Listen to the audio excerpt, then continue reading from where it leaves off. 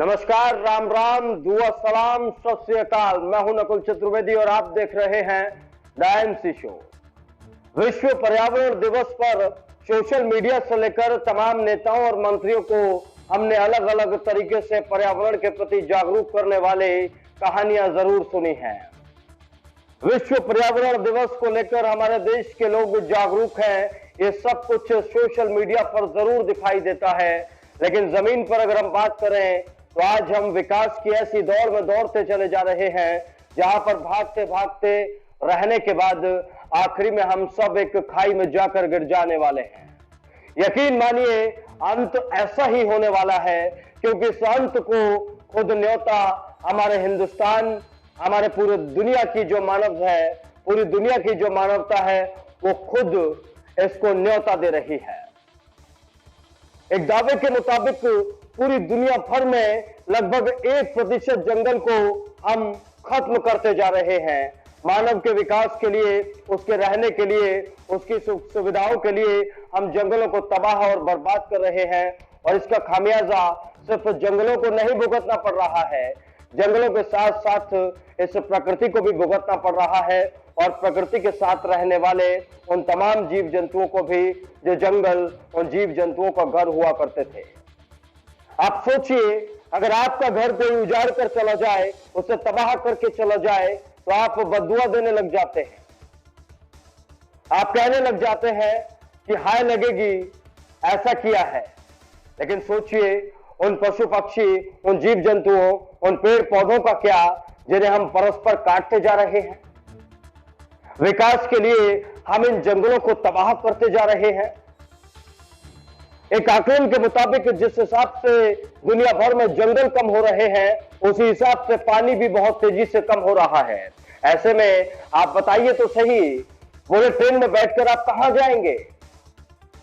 आप बताइए तो सही, स्मार्ट सिटी लेकर आप कहां जाएंगे?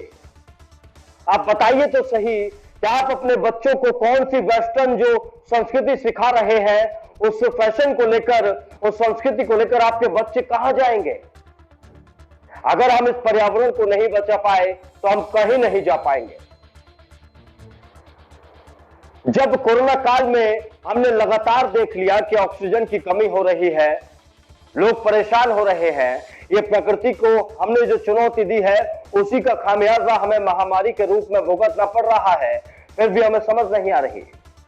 आज मैं एमसी शो में पर्यावरण दिवस के दिन बक्सवाहा के उस जंगल की बात करने जा रहा हूं, जिस जंगल को बचाने के लिए अब मुहिम शुरू हो चुकी है। चिपको आंदोलन के प्रणेता सुंदरलाल बहुगुणा तो आज मौजूद नहीं है, वो इस दुनिया में नहीं है, लेकिन मुझे लगता है कि आज बुंदेलखंड के लोगों ने तय कर लिया है कि वो हर कोई व्यक्ति सुंदरलाल बहुगुणा बनने जा रहा है। वो ये तय कर चुके हैं कि बक्सवाहा के इस जंगल को बचाने के लिए वो एक लंबी लड़ाई लड़ेंगे, और इस लड़ाई को लड़ने के लिए एक एक बुंदेलखंड का व्यक्ति, एक एक आदमी वहां पर मौजूद रहेगा, एक एक बच्चा वहां पर मौजूद रहेगा।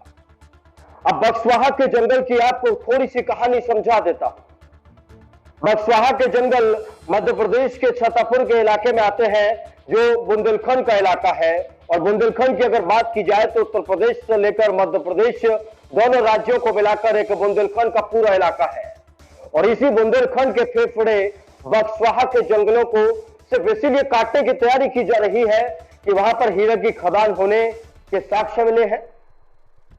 क्या करोगे ऐसे हीरे का, जब तुम्हारे पास सांस लेने के लिए पेड़ नहीं बचेंगे, उस हीरे को पहनने के लिए शरीर नहीं बचेगा। बक्सवाहा के इन जंगलों की कहानी बहुत प्यारी है। आप तस्वीरें देख रहे होंगे, जो तस्वीरें हम आपको और दिखाने जा रहे हैं, ये बक्सवाहा की जंगल की जो खूबसूरती है उसे पूरे तरीके से प्रदर्शित करती है। इस जंगल में कहा जा रहा है कि लाखों पेड़ काटे जाएंगे जब इसे कंपनी को सौंपा गया है। इसके अलावा यह भी बताया जा रहा है कि बहुत सारे जीव जंतुओं को भी इसका नुकसान झेलना पड़ेगा। तो क्या आप सब लोग इसके लिए राजी हैं? इतना सब कुछ देखने के बाद कि ऑक्सीजन जो हमें प्रकृति फ्री में उपलब्ध करा रही थी, उसी ऑक्सीजन को हम सिलेंडर में ले लेकर घूमे हैं, फिर भी हमारी सरकारें जंगलों को काटने के लिए राजी बैठी है, ठेका दे दिया गया है। मध्य प्रदेश सरकार को सोचना चाहिए कि सुंदर बक्सवाहा के जंगल को बचाने के लिए उसे आगे आना पड़ेगा। वो आगे नहीं आएगा तो बक्सवाहा के इस जंगल को बचाने के लिए मैंने भी तय कर लिया है। मैं भी बुंदेलखंड का रहने वाला हूं, मैं भी उत्तर प्रदेश का रहने वाला हूं, मैं भी हिंदुस्तान का रहने वाला हूं, मैं भी इस दुनिया का रहने वाला मानव हूं और मैं बक्सवाहा के इन जंगलों को बचाने की इस मुहिम में उन तमाम लोगों के साथ हूं जो इसकी आवाज बनकर सामने आ रहे हैं। आ गए मेरी मौत का तमाशा देखने, आ गए। अब मुझे बड़ी बड़ी मशीनों से काट देंगे, पूरा जंगल साफ हो जाएगा, जीव जंतु सारे मारे जाएंगे, पूरी हरियाली खत्म हो जाएगी। अच्छा है तुम्हें क्या, तुमको तो बहुत अच्छा है, हीरा मिलेगा। इस हीरे से बड़े बड़े शोरूम खोलेंगे, देश में चमक धमक बढ़ेगी, लेकिन देश की ऑक्सीजन खत्म हो जाएगी। भैया हरो राम राम, हमारे ते आओ बक्सवाहा के जंगल को खत है, कह रहा है मृत्यु हमारी निकट है, समस्या बड़ी विकट है। मृत्यु हमारी निकट है, समस्या बड़ी विकट है, सबरे पेड़े कट हैं, को मदद न करी तो हम जल्दी से छठ हैं। और फिर आए उन्हें कही कि जो का हो रहा हो हम समझते हैं, जो का हो रहा हो हम समझते हैं, विस्तार हो रहा विरासत में, सब खेल हो रहा हो सियासत में। और जो प्रदेश के बक्सवाहा के जंगलों में हीरा मिलने के कारण 2 लाख पेड़ों को काट दिया जाएगा, जिससे प्रकृति को बहुत नुकसान पहुंचेगा।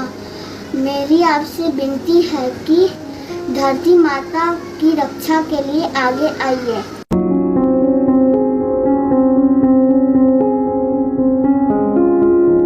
अंग्रेज तो हमारे देश को छोड़कर चले गए, लेकिन आज तक उनका एक बनाया हुआ कानून हमारी जो वन संपदा है उसका भारी नुकसान करने पर जुटा हुआ है।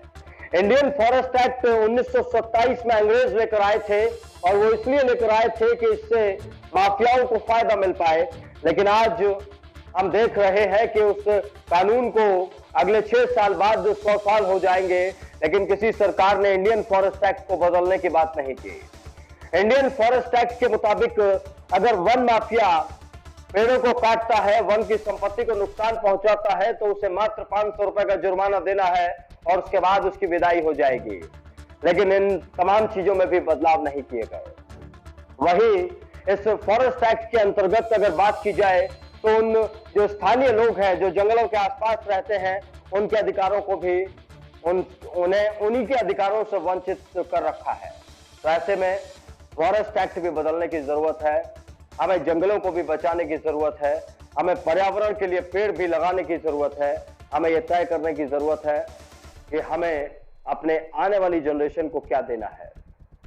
जो आज हम झेल रहे हैं इससे भी बुरा कुछ और, या फिर एक अच्छा कल, एक नया कल, और इस कल में वो अपने आने वाले कल को बेहतर बना पाए। तो इस पर्यावरण दिवस पर हाथ जोड़कर मैं आप तमाम देशवासियों से यही अपील करना चाहूंगा कि घर में कभी भी कोई फंक्शन हो, कोई पार्टी हो या कोई अच्छा दिन हो, आप उस दिन एक पेड़ जरूर लगाएं और पर्यावरण को बचाने के लिए हम जो कुछ भी कर सकते हैं वो करें, क्योंकि शहरों का एयर क्वालिटी इंडेक्स खराब होता जा रहा है, खत्म होता जा रहा है और वो हम सबको भी धीरे धीरे बीमार कर रहा है। बहाना तो कोरोना को लग जा रहा है या किसी और बीमारी को लग जा रहा है, लेकिन वास्तव में हमें बीमार हमारा ये विकासवाद कर रहा है। और अब हमें इस विकासवाद की तरफ नहीं जाना, हमें पर्यावरण की तरफ जाना है, हमें प्रकृति की तरफ जाना है, हमें उसे बचाने के लिए काम करना है। फिलहाल मेरे साथ इतना ही, लेकिन आप देखते रहिए द एनसी शो। जय हिंद।